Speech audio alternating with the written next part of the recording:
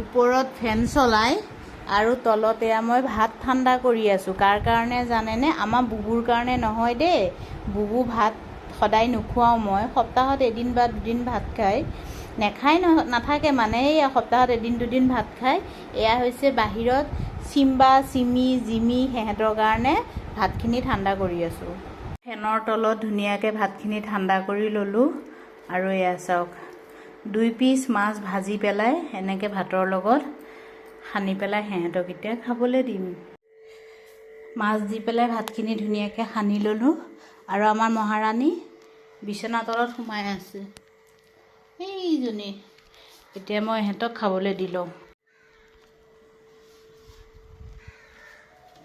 এইকেইটা দেখা পাইছে, জানেই আৰু মই খাবলৈ দিওঁ যিহেতু ৰৈয়ে থাকে দুৱাৰ মুখত। দি লওঁ সিহঁতক।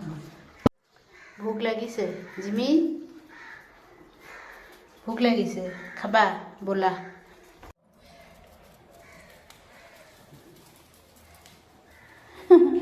ৰ তত দে, দিম। এয়া ভাত আনিছোঁ নহয়, দিম ৰ।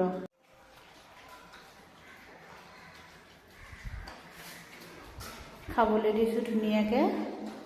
এয়া খাই ল'ব, আকৌ ৰাতি এবাৰ দিম আৰু হৈ যাব।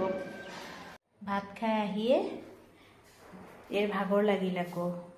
এই বহিছে আৰু এই দুটা দুষ্টামি চুৰু। ইয়াতে পানী আছে, সিহঁতৰ যেতিয়াই মন যায় তেতিয়াই খাই থাকিব।